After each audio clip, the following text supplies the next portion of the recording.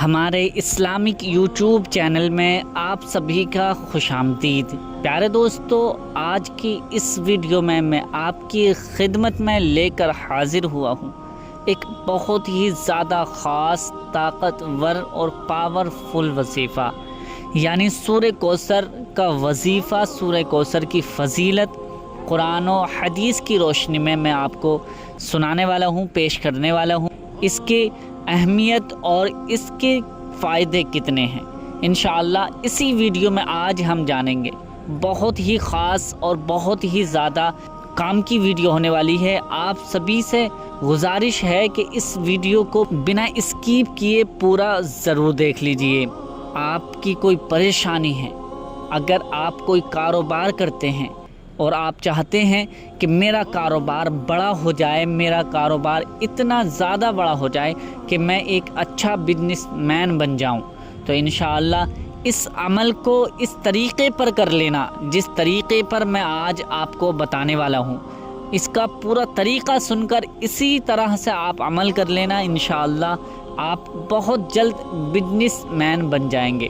اگر آپ کی خواہش ہے کہ آپ کے پاس خوب پیسہ دولت آ جائے، خوب روپیہ آ جائے، آپ دولت کے خواہش مند ہیں، تو آپ اس وظیفے کو، اس عمل کو اسی طریقے پر کر لینا جو طریقہ میں اس عمل کا، اس وظیفے کا بتانے والا ہوں۔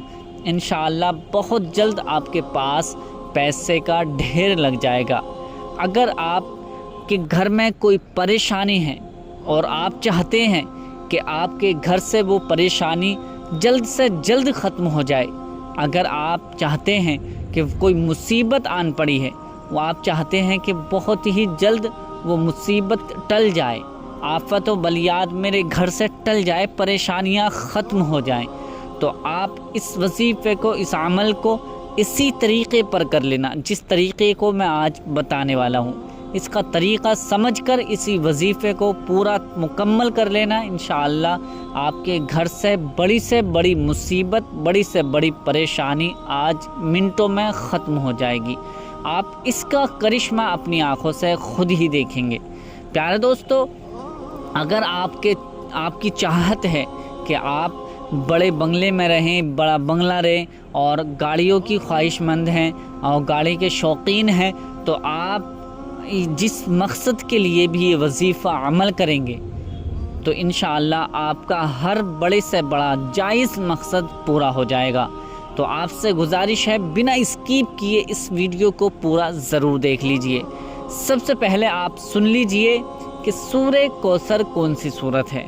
میں ایک مرتبہ پڑھ دیتا ہوں، پھر اس کے بعد اس کی فضیلت بتاتا ہوں اور اس کے کام بتاتا ہوں اور اس کے فائدے بتاتا ہوں کہ کتنا فائدہ حاصل ہو سکتا ہے یہ سورہ کوثر کو پڑھنے کی۔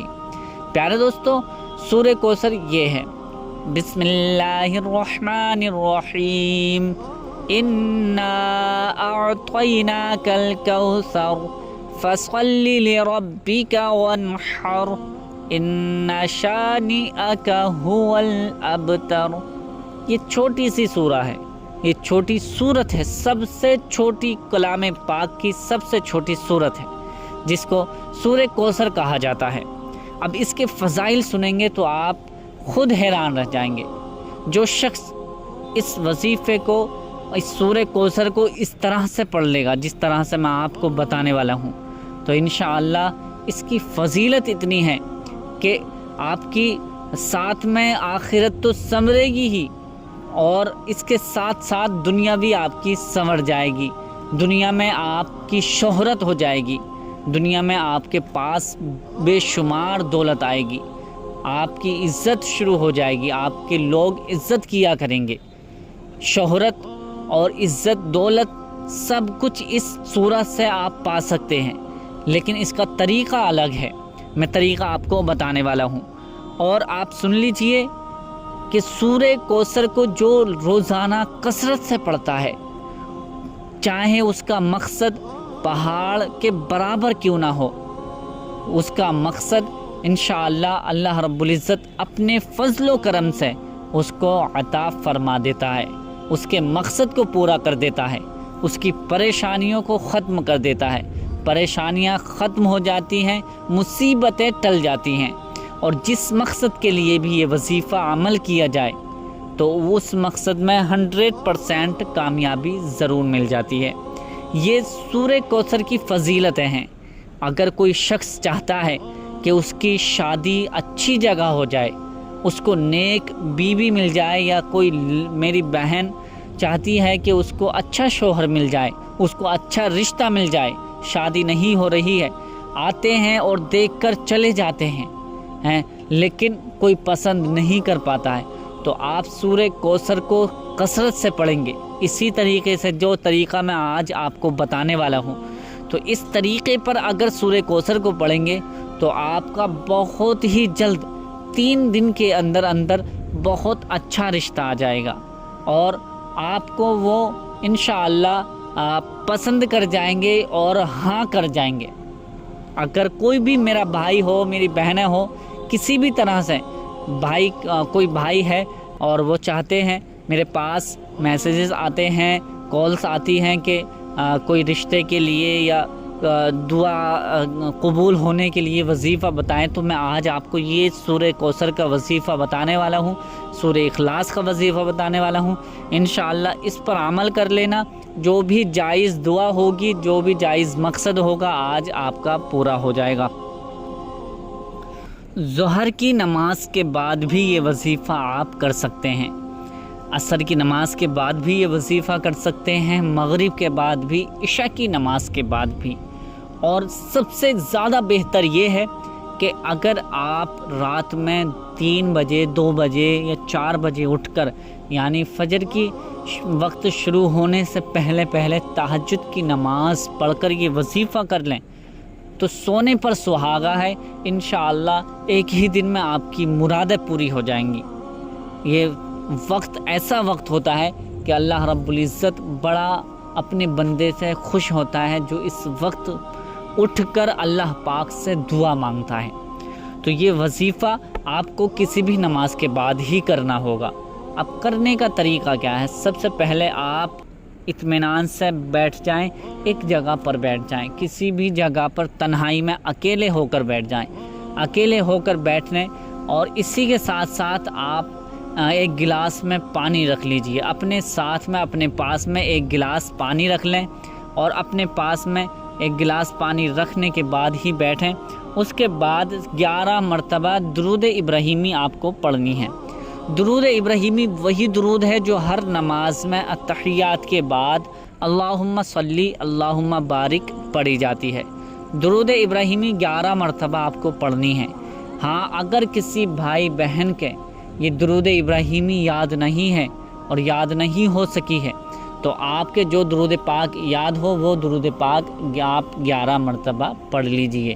کوئی قید نہیں ہے، ضروری نہیں ہے، اگر آپ کے درود ابراہیمی یاد ہے تو درود ابراہیمی ہی آپ کو پڑھنی ہے، اور اگر یاد نہیں ہے تو جو درود پاک آپ کو یاد ہے وہ درود پاک آپ 11 مرتبہ پڑھ لیجئے۔ اس کے بعد آپ کو سورہ کوثر کا وظیفہ اس طرح سے پڑھنا ہے: بسم اللہ الرحمن الرحیم، انا اعطیناک الکوثر فصل لربک وانحر ان شانئک هو الابتر۔ بسم اللہ الرحمن الرحیم، انا اعطیناک الکوثر فصل لربک وانحر ان شانئک هو الابتر۔ انا اعطیناک الکوثر فصل لربک وانحر ان شانئک هو الابتر۔ اسی طرح سے آپ کو سورہ کوثر کو 101 مرتبہ پڑھنی ہے۔ کتنی مرتبہ؟ 101 ٹائمز آپ کو یہ سورہ کوثر کو پڑھنا ہے۔ 101 مرتبہ سورہ کوثر آپ کو اسی طرح سے پڑھنی ہے، ہر بار میں بسم اللہ شریف لگانی ہے، بسم اللہ کے ساتھ ہی ہر بار میں آپ کو پڑھنی ہے سورہ کوثر۔ اس کے بعد 11 مرتبہ اللہ پاک کا یہ صفاتی نام آپ کو پڑھنا ہے: یا ربنا یا ربنا یا ربنا یا ربنا یا ربنا یا ربنا یا ربنا۔ اس طرح سے آپ کو 11 مرتبہ یہ نام پڑھنا ہے۔ پھر اس کے بعد وہی درود پاک آپ کو پڑھنی ہے، درود پاک جو آپ نے پہلے درود پاک پڑھی تھی۔ یعنی اگر 11 مرتبہ درود ابراہیمی آپ نے پڑھی تھی تو درود ابراہیمی ہی آپ کو بعد میں آخر میں بھی پڑھنی ہے۔ یہ وظیفہ جو ہے سورہ کوثر کا، یہ وظیفہ مکمل ہو جائے گا۔ اب اس کے بعد یعنی جیسے یہ وظیفہ مکمل ہوگا، اب دونوں ہاتھوں کو اٹھا کر آپ اللہ پاک کی بارگاہ میں دعا کریں، اور جو آپ کے سامنے پانی رکھا ہے، گلاس میں پانی آپ نے رکھا ہے، تو اس پر دم کر دیں، پھونک دیں، 3 مرتبہ پھونکیں، 3 مرتبہ دم کریں۔ 3 بار دم کرنے کے بعد اس پانی کو اپنے سامنے رکھ دیں، پھر دونوں ہاتھوں کو اٹھا کر اللہ کی بارگاہ میں دعا کریں۔ جس مقصد کے لیے دعا کریں گے، اللہ رب العزت آپ کی ہر مقصد، ہر جائز دعا کو ضرور قبول فرمائے گا۔